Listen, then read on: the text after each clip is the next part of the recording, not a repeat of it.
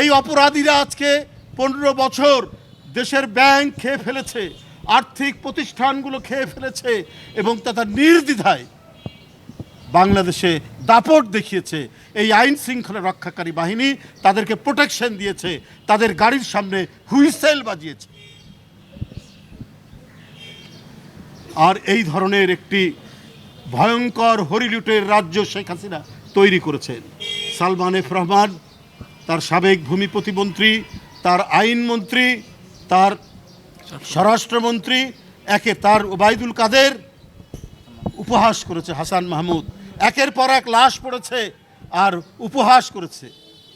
তাদের আরেক পুলিশ কর্মকর্তা বলেছে যে আমরা গুলি করি, পড়ে যায়, ওইখানে এসে আরেকজন দাঁড়ায়, তার ঊর্ধ্বতন কর্মকর্তাকে বলছে। সেটাও তো ভাইরাল হয়েছে, আপনারা দেখেছেন। আরেকজন ওসি বলছে তার দারোগাকে, এসআইকে, যে তোরা যদি গুলি না করিস আমি গুলি করব। এই তো হচ্ছে শেখ হাসিনার রাজত্ব। নিজের দেশের কচি বাচ্চাদেরকে যারা রক্ত টেনে নিতে পারে, রক্ত ঝরাতে পারে, তারা কি না করতে পারে। নিজের স্বার্থে তারা গোটা দেশ বিক্রি করে দিতে যাচ্ছিল। এই বাচ্চারা নিজের জীবন দিয়ে, এই কিশোররা নিজের জীবন দিয়ে আমার স্বাধীনতাকে রক্ষা করেছে, আমার সার্বভৌমত্বকে রক্ষা করেছে, এই দেশটাকে রক্ষা করেছে। আমি আল্লাহর কাছে কায়মান বাক্যে প্রার্থনা করছি, মোনাজাত করছি, আল্লাহ তুমি এদের আত্মদানের মধ্যে দিয়ে এই জাতিকে যেমন রক্ষা করেছো, আল্লাহ এদেরকে তুমি বেহেশত নসিব করো, তুমি নিশ্চয়ই তাদেরকে করবে। কেন আজকে এটা সৃষ্টি হয়েছে? সৃষ্টি হয়েছে, ওরা মনে করতো এই ব্যাংকে কার টাকা থাকে, জনগণের টাকা, ওটা কি সালমান এফ রহমান নেওয়ার ক্ষমতা রাখে? নিতে পারে? পারে না, কিন্তু ওরা পারত।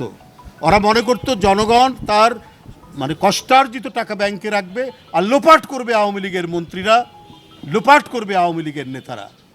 ওরা বিদেশে 360টার মতো বাড়ি করবে, নানা দেশে নানা বাড়ি করবে, সেকেন্ড হোম বানাবে, ওরা সুখে শান্তিতে তারা বিদেশেও বাড়ি থাকবে আর দেশ থেকে তারা লুট করে নিয়ে যাবে।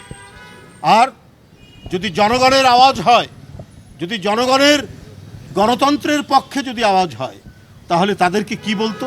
আপনাদের মনে আছে মাইনুদ্দিন খান বাদল প্রকাশ্যে পার্লামেন্টে বলেছে যে আন্দোলনকারী যারা গণতন্ত্রের কথা বলে ওই সমস্ত বিরোধী দলের পায়ে গুলি করবেন। প্রথমে কার উদ্দেশ্যে বলছে?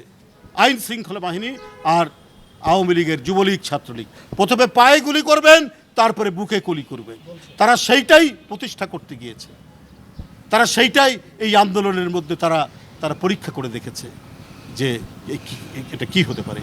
কিন্তু এই দেশের ওরা মনে করেছে 15 বছর তো টিকে গেছি, আর কি, সব তো আমাদের, যা বলবো যা করব তাই হবে।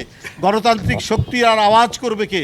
বেগম জিয়ার লোয়ার কোর্টে 5 বছর জেল দিয়েছে, আমরা সেটাকে 10 বছর বাড়িয়ে দিয়েছি, কারণ আদালত তাদের কাছে নত জানু, লোয়ার কোর্ট তাদের কাছে নত জানু, পুলিশ তাদের কাছে নত জানু, আপনার প্রসিকিউশন তাদের কাছে নত জানি। শেখ হাসিনার আর পায় কে? কিন্তু এর ভিতরে ভিতরে আর উপরে তো আল্লাহ সব দেখছে, বলছে তুই কত বাড়বি। জনগণ যে ভিতরে ভিতরে ফুঁসে উঠছে, জনগণ যে চরম প্রতিশোধ নিতে পারে অন্যায়ের বিরুদ্ধে, সেইটা শেখ হাসিনা এবং তার দল, তার ফ্যাসিস্ট, এরা আজকে দেখেছে।